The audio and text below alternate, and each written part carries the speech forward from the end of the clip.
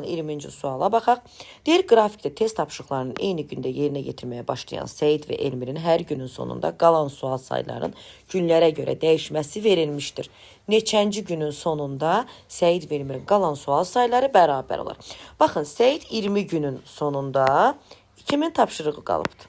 20 günə 2000 tapşırığı hər günün sonunda qalan sual sayları günlərə görə dəyişməz. 2000 sual qalıb 20 günə.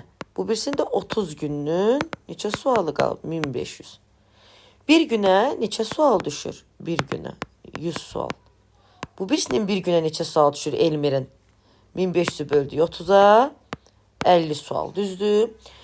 Deyirik ki 2000'dən